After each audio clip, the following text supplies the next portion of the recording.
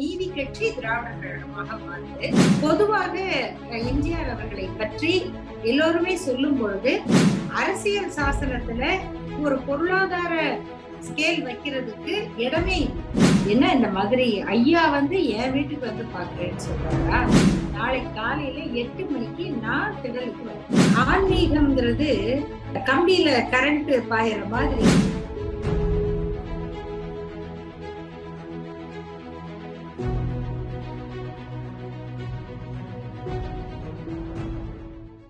நம்ம ஒரு கொள்கை, ஒரு தத்துவம், ஒரு இயக்கம், இந்த அடிப்படையில செயல்படும் போதுதான் எந்த ஒரு அமைப்பும் வெற்றி பெறும்.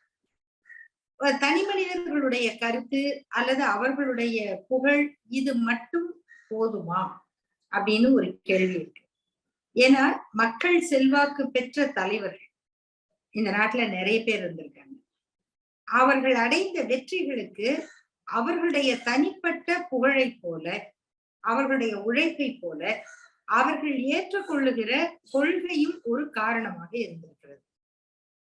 எவ்வளவோ புகழ்பெற்ற நடிகர்கள் அல்லது வேறு துறையிலே சிறந்து விளங்கிய கலைஞர்கள் சில இயக்கங்கள்ல கட்சிகள்ல சேரும்போது அவர்களுடைய புகழையும் தாண்டி அந்த கட்சி மீது மக்களுக்கு இருக்கக்கூடிய ஒரு விருப்பமின்மை, ஒரு அதிருப்தி, அதனால அந்த தனி மனிதர்கள் கூட தோல்வி அடையக்கூடிய சந்தர்ப்பங்கள் நிறைய நடந்திருக்கின்றன. திராவிட இயக்கம் எங்க இருந்து தொடங்கி இருக்கு? இன்னைக்கு நாம திராவிட இயக்கத்தினுடைய வளர்ந்த அரசியல் கட்சி பிரிவுகளை பார்க்கிறோம். இது திராவிடர் கழகத்துல இருந்து தொடங்கி, திராவிடர் கழகம் என்னவாக எங்க இருந்து உருவாகி இருக்குன்னா நீதி கட்சி திராவிடர் கழகமாக பெயர் மாற்றம் செய்யப்பட்டது. நீதி கட்சிக்கு முன்னால என்ன இருந்தது அப்படின்னா, அதற்கு முன்னால இந்த கருத்தாக்கம் இருந்தது. மனோன்மணியம் சுந்தரனார் அவர்கள் தன்னுடைய மனோன்மணியம் அப்படிங்கிற அந்த ஒரு அழகான இலக்கியத்துல திராவிடம், திராவிட மொழி அப்படிங்கிறது எவ்வளவு உயர்ந்தது அப்படின்னு சொல்றதுக்கு, ஆரியம் போல் உலக வழக்கொழிந்து அழிந்து சிதையா உன் சீரிழமை திறம்பியந்து செயல் மறந்து வாழ்த்துதுமே அப்படின்னு பாடுறாரு.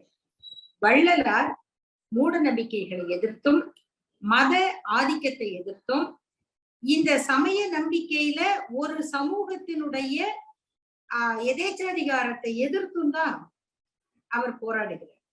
சமரச சன்மார்க்க சங்கம் அப்படின்னு அவர் பேர் வச்சதே எல்லோருக்கும் இந்த சங்கத்துல இடம் உண்டு அப்படிங்கிறது. அவர்களுக்கு முன்னால சித்தர்கள் பாடுறாங்க. அவங்க ஜாதிகளை எதிர்த்து, மூட நம்பிக்கைகளை எதிர்த்து ஏராளமான கருத்துக்கள் சித்தர்கள் பாடல்கள்ல இருக்கு. அதுக்கு முன்னால போனாக்க சங்க இலக்கியத்திலேயே இந்த கருத்து இருக்கு. 2 வகையான மன்னர்களுடைய பிரிவை நம்ம பார்க்கிறோம். ஒரு பக்கம் பல்யாக சாலை முதுகுடுமி பெருவழுதின்னு ஒரு மன்னர் இருந்திருக்காரு.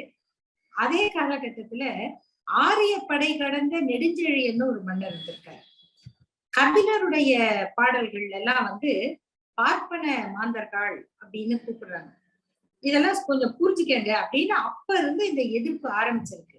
அப்ப இது நமக்கு ஒரு தத்துவ தொடர்ச்சி, ஒரு எதிர்ப்புரல், இதெல்லாம் நமக்கு ஒரு 2000 ஆண்டுகளாக இருக்கு.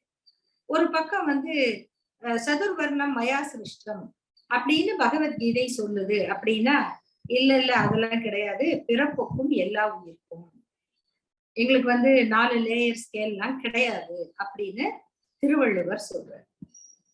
இதெல்லாம் நம்முடைய மரபுதான். இந்த மரபின் அடிப்படையில நமக்கு வட இந்தியாவுல ஒரு தொடர்ச்சி இருந்திருக்கு. அது எதுன்னா புத்தருடைய தத்துவம்.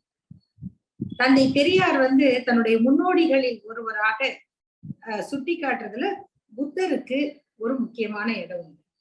அப்போ அந்த தத்துவத்துக்கான மதிப்பு என்னன்னு சொன்னா, புத்தம் சரணம் கச்சாமி, சங்கம் சரணம் கச்சாமி, தம்மம் சரணம் கச்சாமி. அதாவது அறிவு முதன்மையானது, சங்கம் அமைப்பு முதன்மையானது, தம்மம் அதனுடைய கொள்கை முதன்மையானது. இந்த 3ஓட சேர்ந்து இருக்கும் போதுதான் ஒருவருடைய தனிப்பட்ட செல்வாக்கு இன்னும் வெற்றி அடையும். இதை நான் எதுக்கு இந்த ஒப்பிட்ட சொல்றேன்னா, பல புகழ்பெற்ற தலைவர்கள் அல்லது கலைஞர்கள், சிறந்த எழுத்தாளர்கள் சில கட்சிகள்ல சேரும் போது அந்த கட்சிக்கு இருக்கிற அவப்பெயர் அல்லது அந்த கட்சி மீது மக்களுக்கு இருக்கிற வெறுப்பு இவ்வளவு சிறந்த புகழ்பெற்ற கலைஞர்களை கூட தோக்கடிச்சு.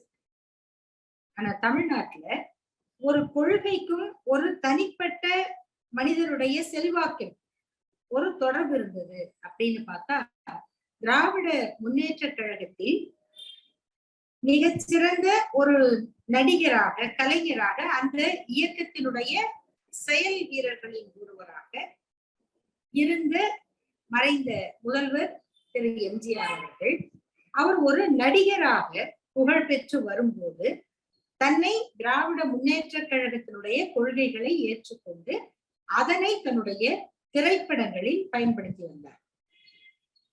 அதுல அவருக்கு வளர்ந்த மக்கள் செல்வாக்கு அவருடைய குணாதிசயங்களோடு சேர்ந்து பல சிறப்புகளை அவருக்கு சேர்த்தது. அவருக்கு திராவிட முன்னேற்ற கழகத்தில் இருந்து பிரிந்து சென்று இன்னொரு இயக்கத்தை, இன்னொரு அரசியல் கட்சியை உருவாக்கக்கூடிய எண்ணம் ஏற்பட்டது. அதற்கான சூழ்நிலைகள், அரசியல் காரணங்கள் இதெல்லாம் எல்லாருக்கும் தெரியும். அவர் ஒரு தனி கட்சி கண்டு குறுகிய காலத்துல மிகப்பெரிய ஒரு வெற்றியை பெறுகிறார். அந்த காலகட்டத்துல அநேகமாக இப்படி ஒரு ஓராண்டு தேர்தல் நடந்தாலும் ஒரு கட்சி தொடங்கிய குறைந்த காலத்துல இவ்வளவு பெரிய வெற்றியை பெற்றதாக அவருடைய செல்வாக்கு இருந்தது.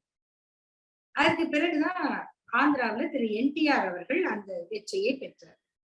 அந்த அளவுக்கு இந்தியாவிலேயே மற்றவர்கள் வியக்கிற அளவுக்கு வெற்றியை பெற்ற திரு எம்ஜிஆர் அவர்கள் ஒரு தேர்தல்ல மிக கடுமையான தோல்வியை சந்தித்தார்.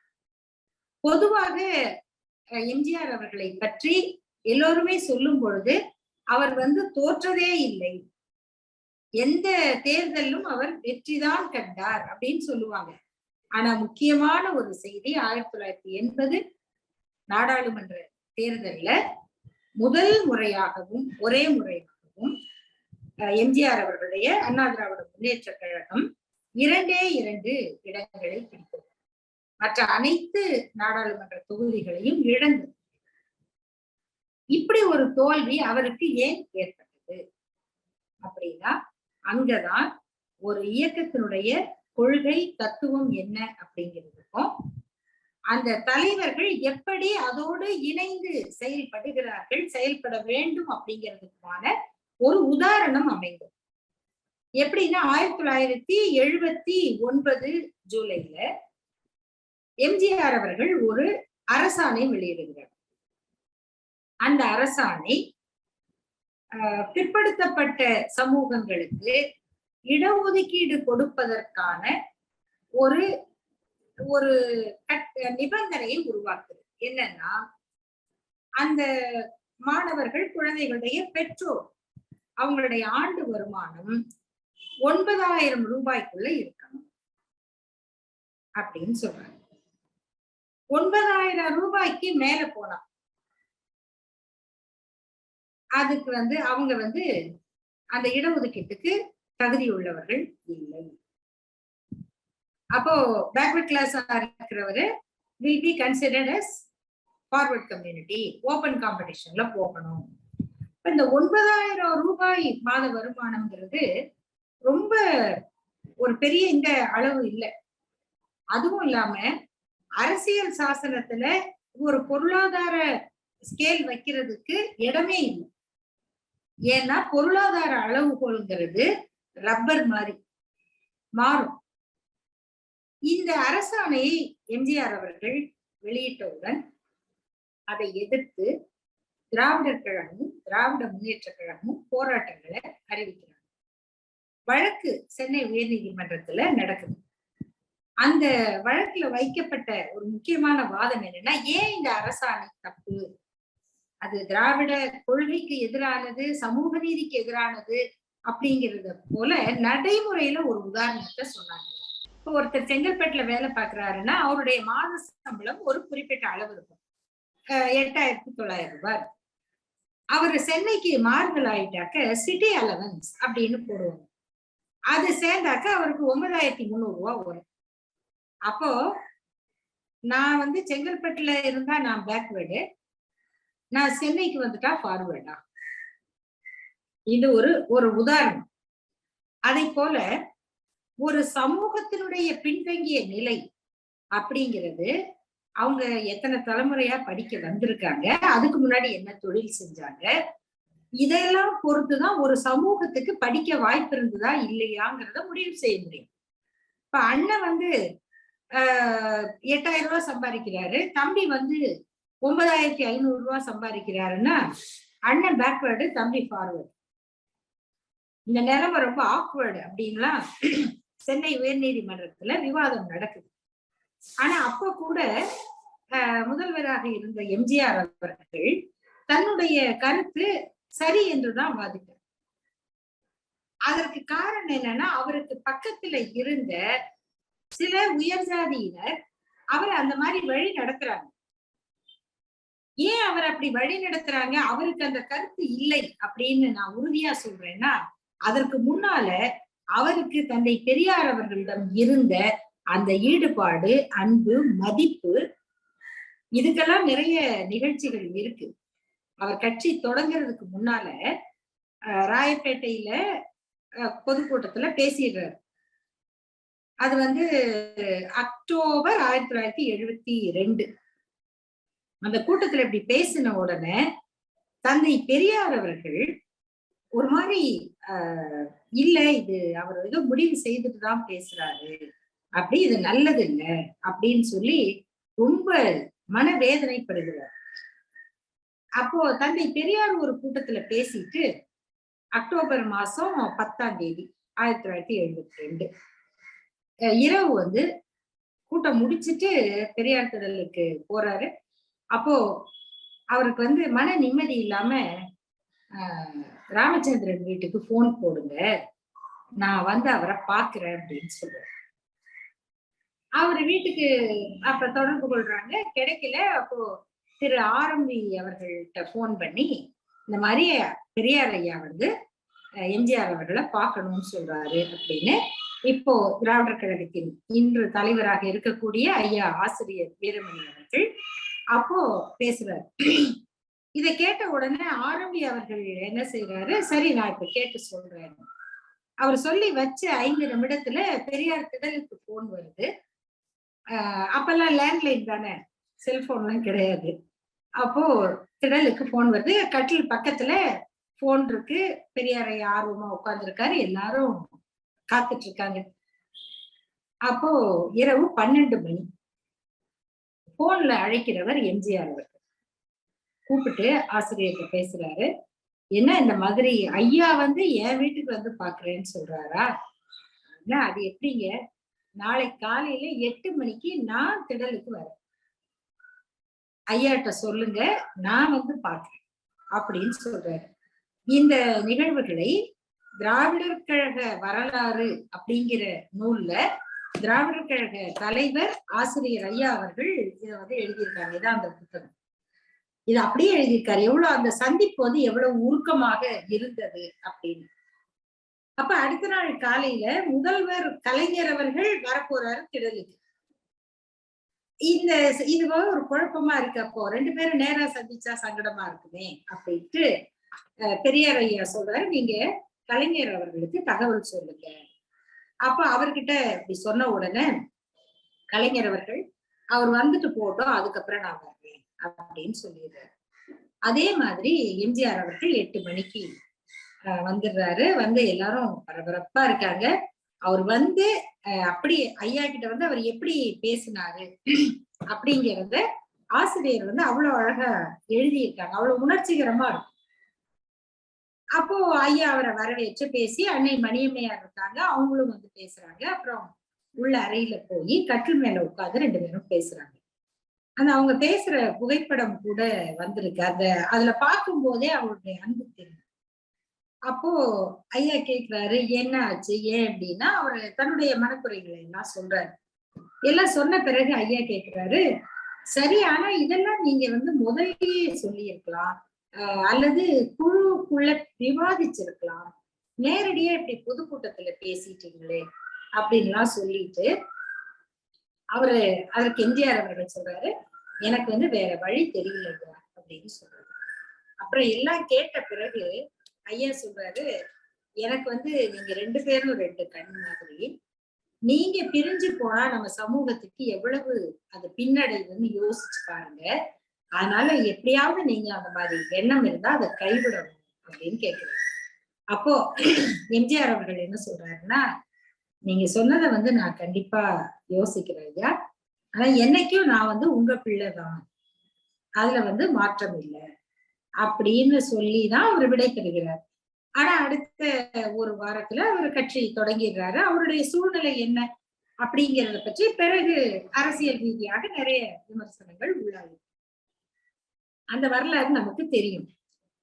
அப்படி வந்து நான் வந்து என்னைக்கும் நான் உங்க பிள்ளைதான் அப்படின்னு சொல்லிட்டு போற அளவுக்கு ஐயா வந்து கூப்பிட்டாருன்னு சொன்னா அப்படி ஒரு மதிப்பை கொடுத்த எம்ஜிஆர் அவர்கள் தந்தை பெரியார் அவர்களுடைய 100ஆண்டு விழாவை மிகச் சிறப்பாக கொண்டாடணும் அப்படிங்கிறத பல விதத்துல ஐயாவுடைய எழுத்து சீர்திருத்தத்தை சட்டமாக்கினார். இன்னைக்கு தமிழ்நாட்டு குழந்தைகள் இந்த நைலை போடுற கொம்புல இருந்து தப்பிச்சதுக்கு பெரிய உதவி எழுத்து சீர்திருத்தம் தான். அதே போல இன்னைக்கு நம்ம கணினியில ஆங்கிலத்துக்கு அடுத்தபடியாக பயன்படுத்தப்படுகிற மொழிகள்ல நம்ம கம்ப்யூட்டர், செல்போன், அதுல வரக்கூடிய அந்த தமிழ் எழுத்து, அந்த தமிழ் பயன்பாடு மிக முக்கியமான இடத்தை பெற்றிருக்கு. அதுக்கு காரணமும் அந்த கொம்புகள்ல வந்து தனியா பிரிச்சு கொண்டு வந்ததுதான். அந்த எழுத்து சீர்திருத்தத்தை ஐயாவுடைய 100ஆண்டு நினைவாக நடைமுறைப்படுத்தி சட்டமாக அறிவிக்கிறார். அப்புறம் ஈரோட்டுக்கு பெரியார் மாவட்டம் அப்படின்னு பெயர் சூட்டப்படுது. அடுத்து ஒவ்வொரு மாவட்டத்திலையும் தலைநகரத்துல முக்கியமான இடத்துல அந்த சுயமரியாதை சுடர், அந்த தூண், நினைவு தூண் மாதிரி அமைக்கிறாங்க. இந்த அளவுக்கு அந்த கொள்கையோடையும் தந்தை பெரியாருடைய அந்த கருத்துக்களோடையும் பயணம் செய்த எம்ஜிஆர் அவர்கள் திடீர்னு இப்படி ஒரு அரசாணை வெளியிடுறாரு. அது வந்து நம்ம திராவிட இயக்கத்தினுடைய இந்த அடிப்படை சமூக நீதி கொள்கைக்கு எதிரானது. அப்படிங்கும் போது அதுக்கு என்ன காரணம் அப்படின்னா, அவரை வந்து அந்த காலகட்டத்துல இந்த ஆன்மீகம்ங்கிற பேர்ல வேற பக்கமாக வழி நடத்திட்டு போறதுக்கு ஒரு கும்பல் கூட இருந்துச்சு. ஆன்மீகம்ங்கிறது அப்படி ரொம்ப இந்த கம்பியில கரண்ட் பாயிற மாதிரி கிட்ட போகும்போது புரிஞ்சுக்கணும், தெரியல அதுல மாட்டிக்கிட்டாங்கன்னா இழுத்துரும். அது எங்க கொண்டு போய் விடும் அப்படின்னா மதவாதத்துல கொண்டு போய் விடும். அந்த மாதிரி அவங்க அப்போ முயற்சி பண்ணிக்கிட்டு இருந்தாங்க. அப்போ எம்ஜிஆர் அவர்களுக்கு இல்ல இது சரிதானோன்னு ஒரு மயக்கம் கூட ஏற்பட்டிருக்கலாம். இப்படி செய்தால் நம்ம வந்து பொருளாதாரத்துல ஏழைகளுக்கு உதவுவதாக இருக்கும், ஏன்னா அவருடைய சிந்தனையில அது ஒன்று உண்டு அப்படின்னும் நினைச்சிருக்கலாம். ஆனா அது நடைமுறையில மிகப்பெரிய ஒரு பின்னடைவை கொடுக்கும். அப்போ திராவிடர் கழகம் அதை எதிர்த்து அந்த ஜிஓவை எரிச்சு, அரசாணையினுடைய நகலை எரித்து சாம்பலை கோட்டைக்கு அனுப்புது. கலைஞர் அவர்கள் திராவிட முன்னேற்ற கழகம் மிகப்பெரிய போராட்டங்களை நடத்துது. ஆனா அவர் பின்வாங்கி, அதை அடுத்து நடந்த நாடாளுமன்ற தேர்தல்ல இந்த பிரச்சனை பிரச்சாரம் மிகப்பெரிய அளவுல மக்களிடம் பேசப்பட்டது. அதனுடைய தாக்கம் அந்த நாடாளுமன்ற தேர்தல்ல எம்ஜிஆர் அவர்கள் ஒரு பெரும் பின்னடைவை சந்தித்து அண்ணா திராவிட முன்னேற்ற கழகம் 2 இடங்களை மட்டும் பெற்றது. அப்படிங்கும் போது அவருக்கு ஒரு பெரிய அதிர்ச்சி. அப்போ வந்து அனைத்து கட்சி கூட்டம் கூட்டுறாரு. அனைத்து கட்சி கூட்டம் நடத்தி எல்லாரும் உங்க கருத்தை சொல்லுங்க, ஏன்னா இது இப்படி இருக்குன்னா கண்டிப்பா அப்ப மக்களுக்கு அதுல ஒரு விருப்பமின்மை, மக்கள் வந்து இதை ஏத்துக்கல. அதை நம்ம ஒரு திராவிட இயக்கம் இதை செய்யக்கூடாது அப்படின்னு தெளிவா இருக்காங்க. அதனால ஒரு அனைத்து கட்சி கூட்டம் போடுறாரு. அந்த அனைத்து கட்சி கூட்டத்துல எல்லாரும் வந்திருக்காங்க, ஆதரவாளர்கள், எதிர்ப்பாளர்கள் எல்லாம். ஒரு 2-3 பேர் கருத்து சொல்றாங்க. அவர் வந்து ஆசிரியர் திராவிடர் கழக தலைவரை வந்து நீங்க பேசுங்க அப்படின்னு சொல்றாரு. ஆசிரியர் பேசும்போது அவரு குறிப்பெடுத்துக்கிட்டு அப்படியே கூர்ந்து கேட்டுட்டே இருந்துட்டு முடிஞ்ச பிறகு ஆசிரியர் பேசி முடிச்சோன்னு, போதும், இதுவே போதும், இன்னும் மற்றவங்கள பேச வேண்டியது இல்லை அப்படின்னு சொல்லி அந்த அளவுக்கு அதனை அந்த அந்த கருத்தை அப்பதான் அவரு அதற்கான காரணம் என்னங்கிறத கேட்கிறார். கேட்டு அதை ஏற்றுக்கொண்ட பிறகு கொஞ்சம் கூட பின்வாங்காம அந்த அரசாணையை ரத்து செய்து இடஒதுக்கீட்டுல பிற்படுத்தப்பட்டோருக்கு 31% இருந்ததை 50% அதிகப்படுத்தி கொடுத்தார். ஏன் வந்து அதற்கு பிறகு அவர் வந்து தேர்தலில் தோல்வியே சந்திக்கவில்லை அப்படின்னு சொன்னா, இந்த ஆதரவு, பெரும்பான்மை ஆதரவு அவருக்கு கிடைத்ததுல அந்த 50% இடஒதுக்கீட்டுக்கு ஒரு முக்கியமான பங்கு உண்டு. அப்போ இது வந்து வெறும் இடஒதுக்கீடு மட்டும் இல்லை, இது திராவிட இயக்கத்தினுடைய முக்கியமான கொள்கை. இதை செயல்படுத்தினதுனாலதான் நம்முடைய இயக்கம், நம்ம இந்த தமிழ்நாடு இவ்வளவு பெரிய வளர்ந்த அறிவியல் அறிஞர்களையும் மிகப்பெரிய முன்னேற்றத்தையும் கண்டிருக்கு. அப்போ நம்முடைய தனிப்பட்ட செல்வாக்கு எவ்வளவு உயர்ந்ததாக இருந்தாலும் நம்முடைய கொள்கை, திராவிட இயக்க கொள்கை, அதுல இருந்து நாம விலகக்கூடாது என்பதை மறைந்த முதல்வர் எம்ஜிஆர் அவர்கள் புரிந்து கொண்ட ஒரு தருணம். அது புரிந்து கொண்டது மட்டுமல்ல, அதற்கு பிறகு அதை தீவிரமாக செயல்படுத்தினார். அது அவருடைய வெற்றிக்கு மிகப்பெரிய ஒரு காரணம். இது வரலாறு. திராவிட இயக்க கொள்கைன்னா என்னன்னா, புரட்சி கவிஞர் பாரதிதாசன் அவர்களுடைய பாடல் ஒன்று உண்டு. அது என்ன? என்னரும் தமிழ்நாட்டின் கண் எல்லோரும் கல்வி கற்று பன்னரும் கலைஞானத்தால் பராக்கிரமத்தால் அன்பால் உன்னத இமயம் போல் ஓங்கிடும் கீர்த்தி எய்தி இன்புற்றார் என மற்றோர் இயம்பிட கேட்டிடல் எந்த நாளோ அப்படின்னு சொன்னார். என்னரும் தமிழ்நாட்டின் கண் எல்லோரும் கல்வி கற்று பன்னரும் கலை ஞானத்தால் பராக்கிரமத்தால் அன்பால் இமயமலை போல் உயர்வது, இதுதான் திராவிட இயக்கத்தினுடைய நோக்கம். இந்த நோக்கத்திற்கு, இந்த கல்வி வளர்ச்சிக்கு மறைந்த முதல்வர் எம்ஜிஆர் அவர்கள் என்றும் மறையாத பல பணிகளை ஆற்றினார். அது என்னன்னு அப்புறம். இந்த காலத்து இளைஞர்கள் வந்து பழைய விஷயங்களை, இப்போ நம்ம சரித்திரம் படிக்கிற மாதிரி நம்முடைய பழைய நம்ம நாட்டில் நடந்தது, தலைவர்கள் எப்படி எப்படி வந்து ஆட்சி செஞ்சாங்க, என்னென்ன சாதுரியத்தை பயன்படுத்தினாங்க அப்படிங்கிறத இந்த காலத்து இளைஞர்கள் வந்து தெரிந்து கொள்ள வேண்டும் அப்படிங்கிற ஒரு எண்ணத்தில் தான் வந்து எம்ஜிஆரை பற்றிய சில சுவையான தகவல்களை நம்ம சொல்கிறோம். அன்பார்ந்த தமிழ் நெஞ்சங்களே, திராவிட வழியில் எம்ஜிஆர் வரலாற்று தொடர் ஒவ்வொரு சனிக்கிழமை மாலை 5 மணிக்கு உங்கள் எம்ஜிஆர் டிவி யூடியூப் சேனலில் பதிவேற்றப்படும். காண தவறாதீர்கள். சேனலை சப்ஸ்கிரைப் பண்ணிட்டீங்களா? பண்ணலனா மறக்காம சப்ஸ்கிரைப் பண்ணுங்க. சப்ஸ்கிரைப் பட்டனையும் பெல் ஐக்கானையும் உடனடியாக கிளிக் பண்ணுங்க.